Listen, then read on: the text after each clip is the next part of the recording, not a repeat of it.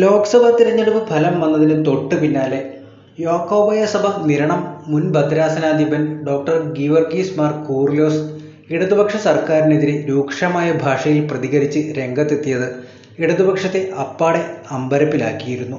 ഇടതു സർക്കാർ പ്രതീക്ഷിച്ചത്ര വിജയം നേടാൻ സാധിച്ചില്ലെന്ന് മാത്രമല്ല, അപ്പാടെ തകർന്നടിയുന്ന കാഴ്ചയും കണ്ടു. തൊട്ടു പിന്നാലെയാണ് കൂറിലോസിന്റെ അതിരൂക്ഷമായ പ്രതികരണം വന്നത്.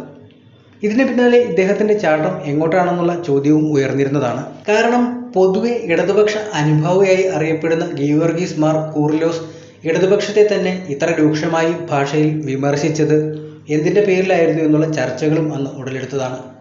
ലോക്സഭാ തെരഞ്ഞെടുപ്പിൽ കേരളത്തിൽ ഇടതുപക്ഷത്തിനുണ്ടായ തകർച്ചയുടെ പ്രധാന കാരണങ്ങളിലൊന്ന് ഭരണവിരുദ്ധ വികാരമാണെന്നും CPM എത്ര നിഷേധിക്കുവാൻ ശ്രമിച്ചാലും അത് ഒരു യാഥാർത്ഥ്യമാണെന്നും കൂറിലോസ് പറയുകയുണ്ടായി. തൻ്റെ ഫേസ്ബുക്ക് പോസ്റ്റിലൂടെയാണ് അദ്ദേഹം പ്രതിഷേധം അറിയിച്ചത്.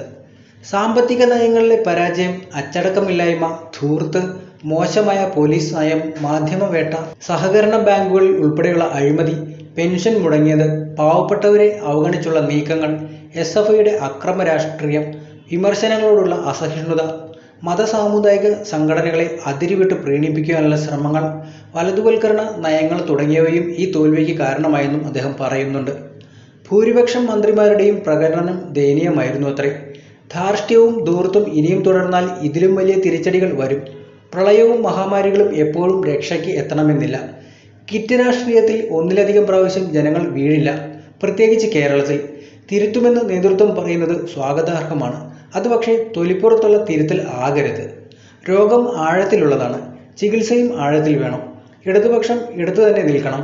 ഇടത്തോട്ട് ഇൻഡിക്കേറ്റർ ഇട്ടിട്ട് വലത്തോട്ട് വണ്ടി ഓടിച്ചാൽ അപകടം ഉണ്ടാവും, ലക്ഷ്യസ്ഥാനത്ത് എത്തുകയുമില്ല എന്നാണ് അദ്ദേഹം പറഞ്ഞത്. കൂറിലോസിന് അതേ ഭാഷയിൽ തന്നെ മുഖ്യമന്ത്രി പിണറായി വിജയൻ മറുപടി കൊടുക്കുകയും ചെയ്തു. ഒരു മാധ്യമത്തിൽ പഴയ ഒരു പുരോഹിതന്റെ വാക്കുകൾ കാണാൻ കഴിഞ്ഞു. പ്രളയം ഉണ്ടായതാണ് ഈ സർക്കാരിനെ വീണ്ടും അധികാരത്തിലേറാൻ ഇടയാക്കിയതെന്നും ഇനിയൊരു പ്രളയം ഉണ്ടാകുമെന്ന് ധരിക്കേണ്ട എന്നും ആ പുരോഹിതൻ പറഞ്ഞതായിട്ടാണ് കണ്ടത്. പുരോഹിതന്മാരുടെ ഇടയിലും ചിലപ്പോൾ ചില വിവരദോഷികളുണ്ടാകും എന്നതാണ് ആ വാചകത്തിലൂടെ വ്യക്തമാകുന്നത്.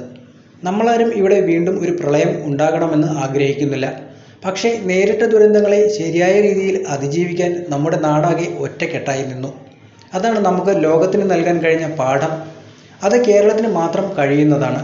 നമ്മുടെ നാടിൻ്റെ പ്രത്യേകതയാണെന്നും പിണറായി കൂറിലോസിനുള്ള മറുപടിയിൽ പറഞ്ഞിട്ടുണ്ട്. കൂറിലോസിന്റെ ഈ പ്രസ്താവനയിൽ യാക്കോബായ സഭയിലെ ഉന്നതർക്കും എതിർപ്പാണുള്ളത്.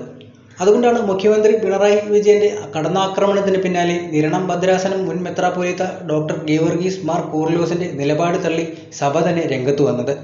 ഗീവർഗീസ് മാർ കൂറിലോസിന്റെ പ്രസ്താവന സഭയുടെ നിലപാടോ അഭിപ്രായമോ അല്ലെന്നാണ് സഭ വ്യക്തമാക്കിയിരിക്കുന്നത്. കൂറിലോസ് ഔദ്യോഗിക ചുമതലകളിൽ നിന്ന് വിരമിച്ച ആളാണത്രേ. സഭയുടെ നിലപാട് വ്യക്തമാക്കാൻ ഭാരവാഹികൾക്ക് മാത്രമാണ് ഉത്തരവാദിത്വമെന്നും യാക്കോബായ സഭ പറയുന്നുണ്ട്.